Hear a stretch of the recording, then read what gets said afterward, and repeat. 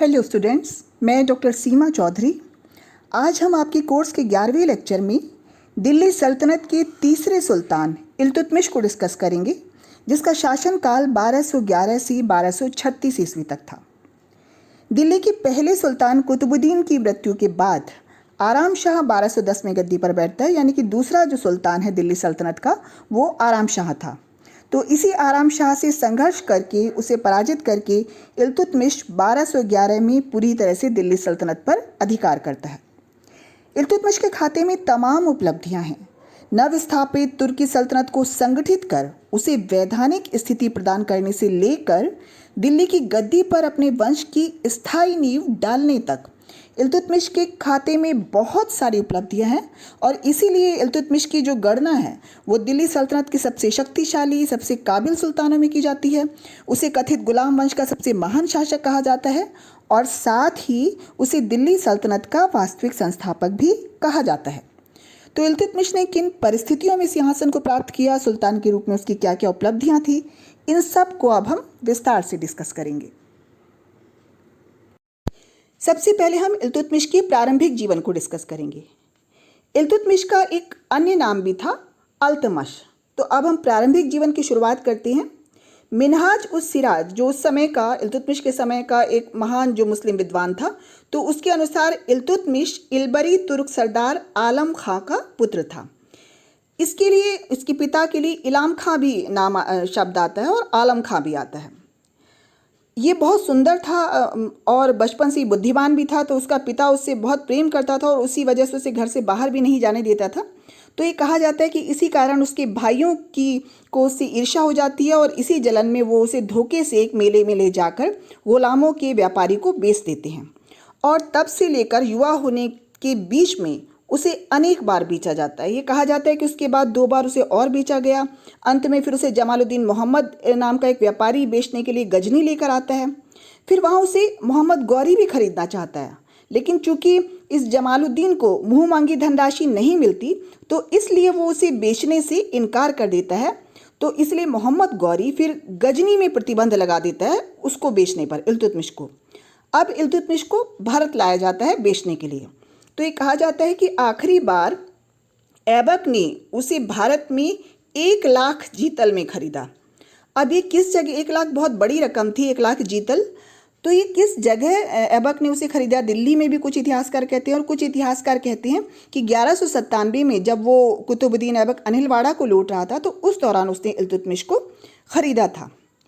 एक और बात इल्तुतमिश के बारे में ये है कि उसको गुलाम का गुलाम कहा जाता है। गुलाम का गुलाम इसलिए क्योंकि जिस समय कुतुबुद्दीन ऐबक ने उसे अपना गुलाम बनाया था, यानी उसे खरीदा था इल्तुतमिश को, तो उस समय कुतुबुद्दीन ऐबक ऑलरेडी मोहम्मद गौरी का गुलाम था। दूसरी जो प्रमुख बात है वो ये इसी गुलामी से संबंधित कि 1205-6 में खोखरों के विरुद्ध मोहम्मद गौरी के अभियान में, इस अभियान का जिक्र मैंने पहले भी 2-3 बार किया हुआ है, तो उसमें कुतुबुद्दीन ऐबक मोहम्मद गौरी की सहायता के लिए जाता है और साथ में कुतुबुद्दीन ऐबक के साथ इल्तुतमिश भी जाता है। तो वहाँ इल्तुतमिश के साहस और कौशल से मोहम्मद गौरी काफ़ी प्रभावित होता है और वो कुतुबुद्दीन ऐबक को इल्तुतमिश को गुलामी से मुक्त करने का आदेश देता है और साथ में ये भी कहता है कि वो उसके साथ, यानी इल्तुतमिश के साथ कुतुबुद्दीन ऐबक हमेशा अच्छा व्यवहार करे। तो ये बड़े आश्चर्य की बात है कि मोहम्मद गौरी ने अपने गुलामों को कभी मुक्त करने के बारे में अब तक नहीं सोचा, ना कुबाचा को, ना यल्दोज को, ना कुतुबुद्दीन ऐबक को, उनको मुक्त करने के बारे में नहीं सोच रहा था, लेकिन उसने कुतुबुद्दीन ऐबक से इल्तुतमिश को गुलामी से मुक्त करने के लिए कहा। ये 1205-6 की बात है। तो उसकी के साथ इल्तुतमिश को अमीर उल उमरा की उपाधि भी प्रदान की जाती है। तो इल्तुतमिश को कुतुबुद्दीन ऐबक गुलामी से मुक्त कर देता है। तो इस तरह से इल्तुतमिश का जो स्वामी है, यानी कि कुतुबुद्दीन ऐबक, अपने को दास्ता से मुक्त करने से पहले ही अपने गुलाम को दास्ता से मुक्त कर देता है। सुल्तान बनने से पूर्व इल्तुतमिश किन प्रमुख पदों पर रहा, कुतुबुद्दीन ऐबक ने किन प्रमुख पदों पर उसको नियुक्त किया, तो उनका मैं जिक्र कर देती हूँ। आरंभ में ही इल्तुतमिश को बहुत प्रमुख पद मिल जाता है और वो है सर-ए-जानदार का पद प्रशासन में। इसका मतलब है शाही अंगरक्षकों का प्रमुख, और ये बहुत महत्वपूर्ण पद था। उसके बाद और वो प्रमोट होते हुए और आगे फिर उसे मिलता है अमीर ए शिकार का पद में इसको मिलता है। ये भी बहुत महत्वपूर्ण पद था प्रशासन में।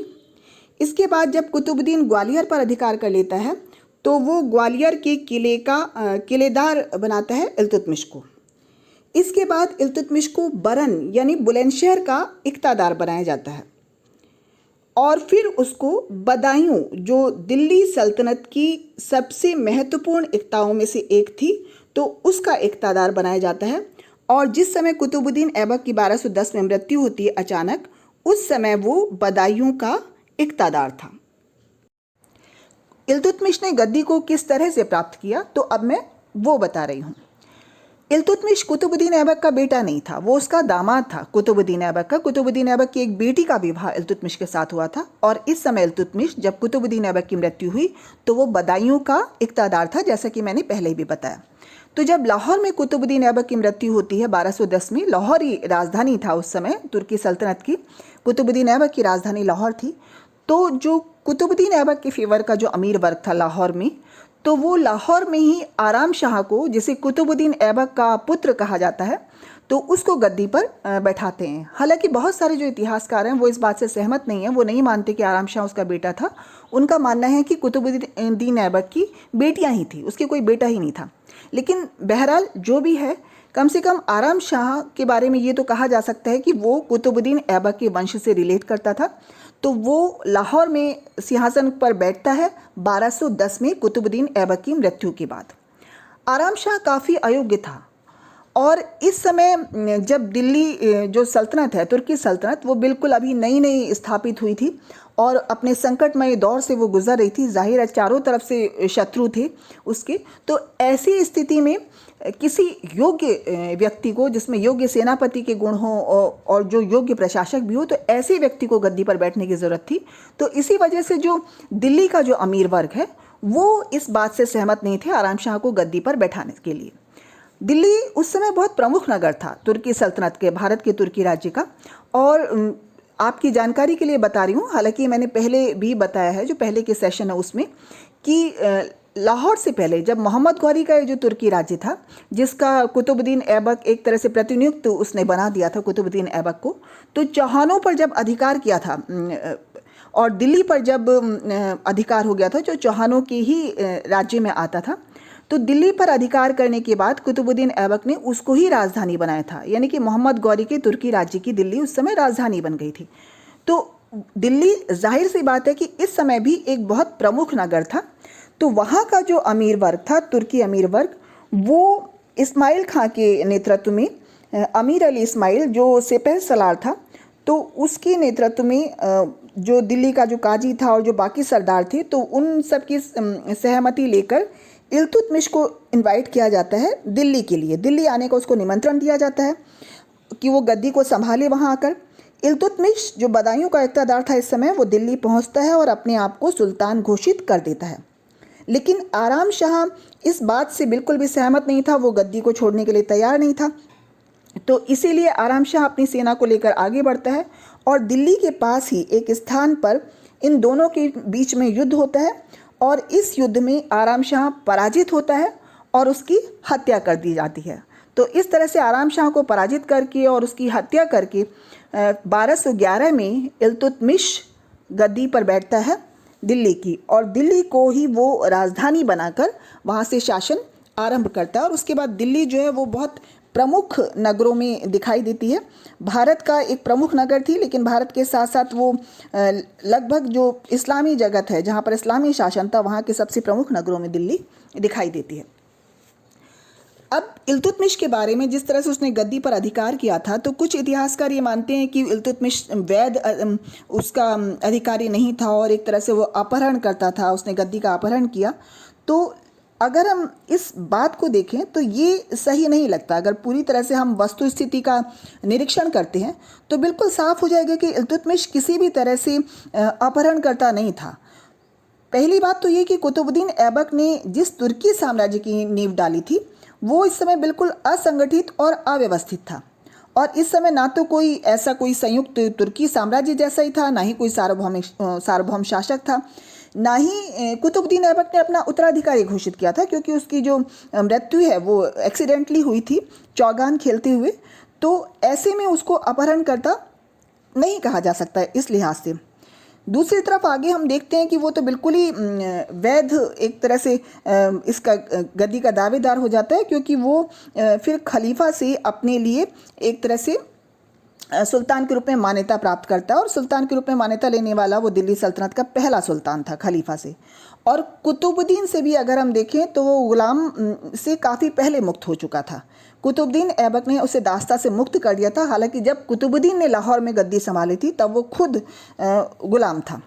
तो ये बहुत सारी जो वजह है उसमें नहीं कह सकते, लेकिन जो सबसे बड़ी वजह जो दिल्ली सल्तनत पर जो लागू होती है और कहीं भी इस्लामी जगत में किसी मुस्लिम राज्य पर भी हम कह सकते हैं जो लागू होती है, यानी शरीयत यानी इस्लामी कानून में जो एक तरह से जो मुख्य जो उसमें आधार था गद्दी पर बैठने के लिए, तो वही था कि जिसके पास तलवार की ताकत है, जो योग्यतम व्यक्ति है, वही राजसत्ता का वास्तविक अधिकारी है इस्लामी कानून के हिसाब से। तो आराम शाह तो बिल्कुल अयोग्य था, तो डिज़र्विंग जो था गद्दी के लिए इस तरह से भी इल्तुतमिश ही था। तो इस लिहाज से कहीं भी सबसे बड़ी बात यही है कि इस्लामी कानून में योग्यतम को ही राजसत्ता का, योग्यतम मतलब जिसमें ताकत है, जो तलवार की ताकत है जिसमें, तो वही गद्दी का अधिकारी माना जाता था। तो इस तरह से आराम शाह के 8 महीने के शासन का अंत होता है और इल्तुतमिश 1211 में एक नए वंश की स्थापना करता है, गुलाम वंश के अंतर्गत शमशी वंश की, और जिसे पहला इलबरी वंश भी कहा जाता है। 1211 में वो दिल्ली को राजधानी बनाकर शासन का आरंभ करता है।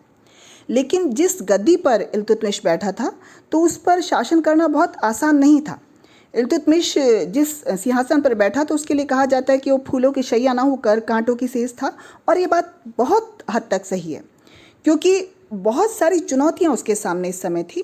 अगर हम दिल्ली सल्तनत को देखें तो वो इस समय बहुत ही संकटमयी दौर से गुजर रही थी। ना ही उसका कोई निश्चित रूप था, ना आकार था कि कहाँ से कहाँ तक दिल्ली सल्तनत थी, क्योंकि लगातार विघटन हो रहा था, पूरी तरह से अव्यवस्थित थी और असंगठित थी दिल्ली सल्तनत।